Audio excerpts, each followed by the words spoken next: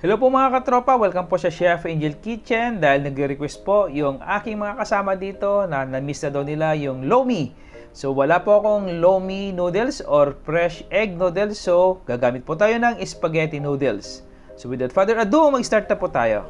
At ito na po yung ating mga ingredients. First, yung ating chicken breast. Yan. And then, yung ating pork liver. Pwede rin po kayo gumamit ng chicken liver kung hindi po kayo kumakain ng baboy. Sibuyas, minced garlic, green onion or spring onion, asin, chicken powder or bouillon cube, oyster sauce, soy sauce, cornstarch or cassava starch, pampalapot natin yan mamaya, sesame oil, optional ingredients, black or white pepper, squid ball, pwede rin po kayo gumamit ng fish ball kung ano po yung available sa inyo, fish cake or similar po yan sa kikiam, julienne cut na carrot at julienne cut na bell pepper, cabbage o repolyo, hiniwa lang po yan ng maliliit at maninipis. At dahil wala po tayo sa Pilipinas, gagamit po tayo ng spaghetti instead po doon sa original na lomi at fresh egg noodles. So again mga katropa, this is not an authentic lomi recipe. Ito po ay intended po sa mga OFW natin, sa mga seaman po natin, mga kusinero na wala pong available or wala pong mapagbilhan ng lomi noodles or yung tinatawag na fresh egg noodles. So ito na po, mag-start na po tayo. So mga katropa, first pakukuluan po muna natin itong ating chicken breast. So yan, lagay po natin dyan sa ating tubig. So yung pinaglagaan po natin yan ay hindi po natin itatapon kasi yan po yung magiging soup stock po natin. Tayo ng konting asin, okay? Takpan natin, pakuluin hanggang sa lumambot para mamaya po ay hihimayin natin itong ating chicken breast.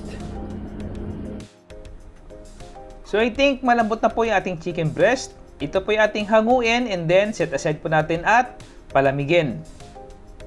After po na lumamig yung ating chicken breast, ito po yung ating hihimayin para magisa po natin mamaya. Kasama po yung mga aromatics.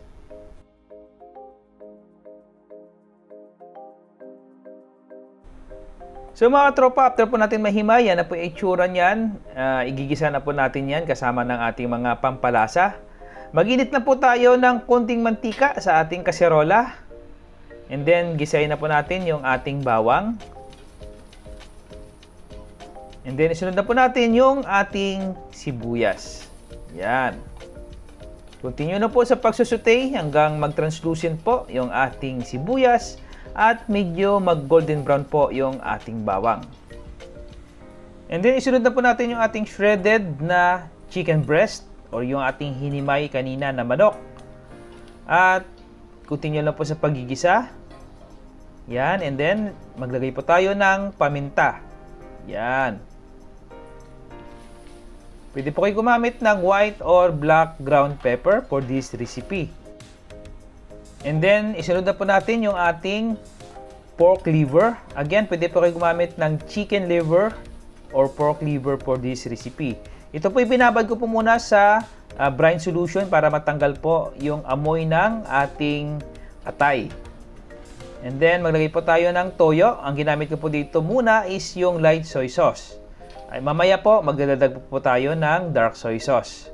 And then sunod na po natin yung ating oyster sauce. Yan naman po ay tutulong para lalo pong sumarap yung ating lomi. Continue lang po sa pagigisa hanggang mag-incorporate yung mga ingredients na ating inilagay.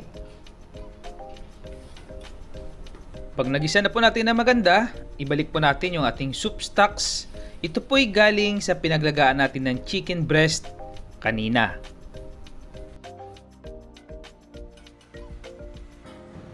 Takpan natin muli at hintayin po natin na kumulo.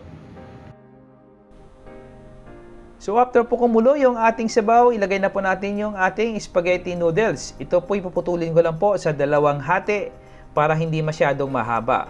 So, kakaiba po itong recipe na to dahil instead po nagagamit tayo ng lomi noodles or yung fresh egg noodles, spaghetti po yung gagamitin natin. So, very versatile naman po yung spaghetti noodles. Marami po kayong magagawang recipe sa noodles na ito. And then, nilagay na po natin yung ating pampalasa, chicken powder or bouillon cube. Yan. At meron pa po ako ditong isang ingredients na hindi ko naipakita kanina, dark soy sauce. Ito pong magbibigay ng dark color sa ating sabaw. So, gumamit po tayo ng dalawang soy sauce, isang light at dark soy sauce. Tikman po natin dito, mag-adjust po tayo ng lasa. At magpapalapot na po tayo. Ang gagamitin ko po dito pampalapot is cassava starch. Pwede rin po kayo gumamit ng cornstarch or any thickening agent. So, kayo na lang po mag-adjust kung gaano po katiken or gaano kalapot yung inyong sabaw.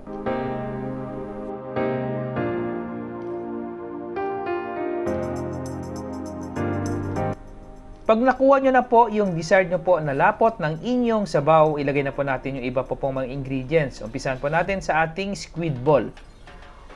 Pwede po kayo gumamit ng fish ball kung ano po ang available sa inyong kitchen.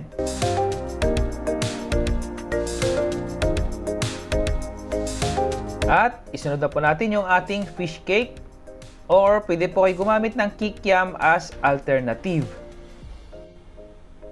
Haluin na po natin hanggang maluto yung ating squid ball at yung ating fish cake. After po na malagay na po natin yung ating fish cake at squid ball, ilagay na po natin yung ating binating itlog. So, kailangan po mainit na mainit yung inyong sabaw bago nyo po ihulog yung inyong itlog. Dahan-dahan po natin ilagay habang nagsi-circular motion po tayo na parang inahalo po natin yung ating sabaw para hindi po siya mamuo. Yan. Tingnan nyo mga katropa, ang ganda na po ng consistency ng ating lomi. At dito na po natin nilagay yung mga vegetable po natin. Umpisahan po natin sa ating carrots. Yan.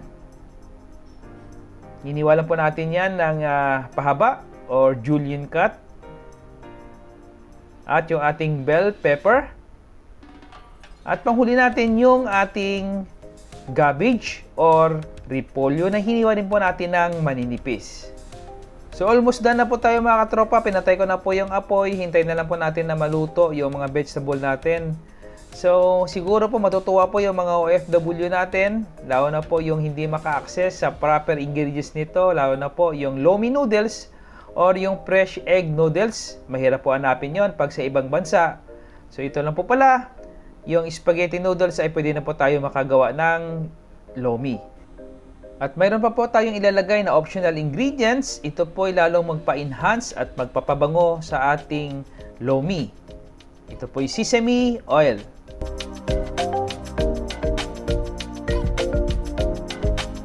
After natin malagay yung sesame oil, konting halo lang po at magdagdag po tayo ng spring onion or green onion para lalo po siyang sumarap. Yan, tapos na po yung ating special lomi.